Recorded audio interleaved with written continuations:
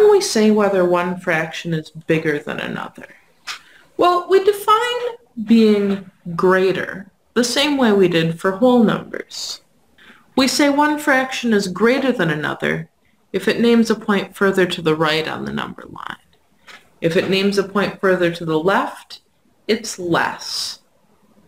And of course, if they name the same point, as we already saw, they're equivalent. So for example, we might say, which is greater, 3/2 or 5/4? Well, we would draw them on the number line. Here's a number line. Above the number line, I will label the fourths, and now we can mark 5/4. Below the number line, I'll label the halves, and now we can mark 3/2. And what do we see? Well, we see that 3/2 is the point further to the right. So that means that 3/2 is greater than 5/4. That's interesting. Notice, if we just think of the numerator as a whole number, 3 is smaller than 5. So just looking at the numerator doesn't tell us which one's greater. 2 is smaller than 4. Just looking at the denominator just doesn't tell us which one's greater. So if I ask you to decide which is less, 7/5 or 5/3, you would need to draw them both on a number line and compare them. Here's a number line. I'll label the fractions for you because this might require some precise drawing. Here's a number line with the thirds labeled above, the fifths labeled below. Find 7/5 and 5/3 and tell me which one's less. Pause the video and try this now. Alright, well, the fifths are labeled below the number line. 0/5, 1/5, 2/5, 3/5, 4/5, 5/5, 6/5, 7/5.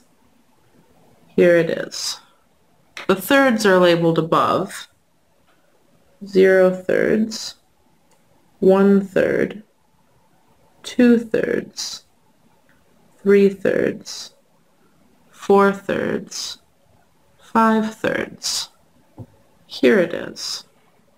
Oh, well, now I can see, can't I? I can see that 7/5 is less than 5/3.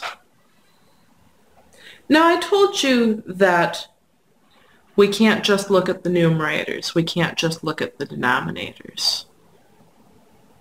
There are, however, some nice circumstances where we can. In particular, if two fractions have the same denominator, we can compare just the numerators. Here, for example, is a number line showing just the thirds. As you can see, and as you knew from the way we came up with these, as we go further to the right, we just get more and more thirds. So when the denominators are the same, as the fractions get bigger, the numerators get bigger. Which means if we have two fractions with the same denominator, the one with the larger numerator is greater. For example, if I ask you which is larger, 7/3 or 23/3, what would you say? Well, 23/3 is larger.